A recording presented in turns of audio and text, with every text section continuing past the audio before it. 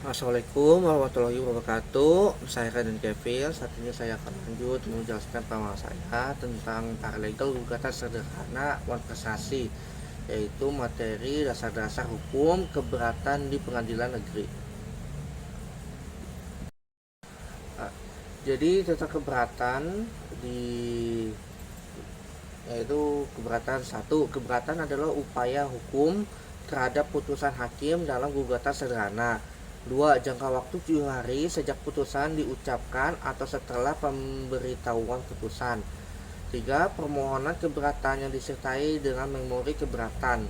Empat, kontra memori keberatan dapat diajukan kepada ketua pengadilan. Lima, pemberitahuan keberatan dan memori keberatan disampaikan dalam waktu 3 hari sejak permohonan diterima oleh pengadilan. 6. Kontra memori keberatan disampaikan kepada pengadilan paling lambat 3 hari setelah pemberitahuan keberatan. Majelis Hakim Keberatan ada 3 orang hakim dipimpin oleh hakim senior. Pemeriksaan keberatan. 1. Dasar. Pertama, putusan dan berkas gugatan sederhana. B. Permohonan keberatan dan memori keberatan. Selanjutnya, kontra memori keberatan dan tidak ada dilakukan pemeriksaan tambahan. Putusan keberatan. 1. Diucapkan paling lambat 7 hari setelah tanggal penetapan majelis hakim. 2. Pemberitahuan putusan keberatan disampaikan kepada para pihak paling lambat 3 hari sejak diucapkan. 3. Putusan keberatan berkekuatan hukum tetap terhitung sejak disampaikannya pemberitahuan. 4. Putusan keberatan merupakan putusan akhir, tidak tersedia upaya hukum banding, kasasi, atau peninjauan kembali. Pelaksanaan putusan. 1. Putusan yang tidak diajukan keberatan maka putusan berkekuatan hukum tetap.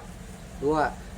Putusan yang sudah berkekuatan hukum tetap dilaksanakan secara sukarela. 3. Jika tidak dilakukan secara sukarela maka dilakukan upaya hukum eksekusi putusan secara paksa.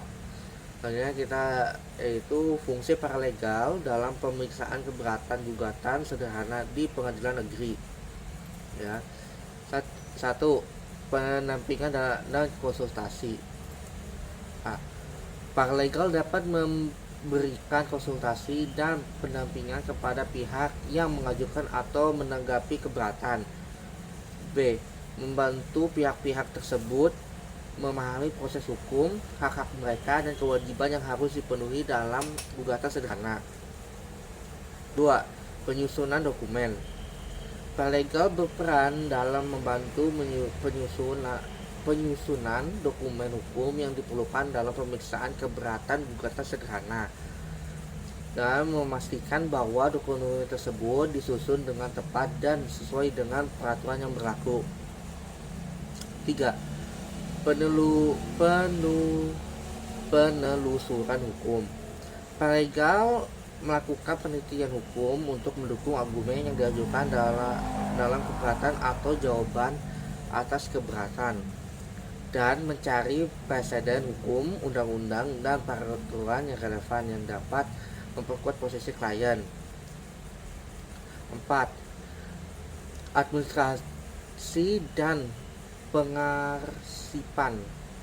Paralegal menangani administrasi dan pengarsipan dokumen-dokumen yang berkaitan dengan kasus gugatan sederhana dan memastikan semua dokumen disimpan dengan rapi dan mudah diakses jika diperlukan dalam proses pengadilan. 5. Komunikasi dengan pengadilan. Paralegal berkomunikasi dengan petugas pengadilan untuk mengajukan dokumen,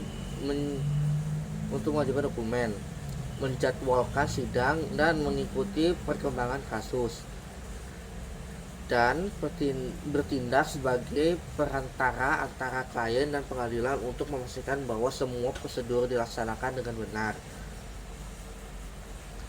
6. Penyuluhan hukum.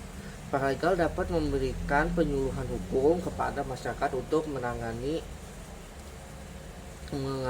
proses gugatan sederhana keberatan dan meningkatkan berdasarkan hukum dan membantu mereka yang mungkin tidak memiliki akses ke bantuan hukum profesional.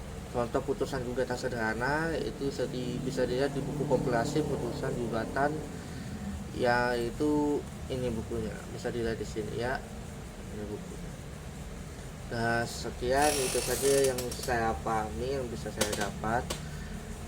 Mohon maaf kalau ada kekurangan yang dapat saya sampaikan. Assalamualaikum warahmatullahi wabarakatuh.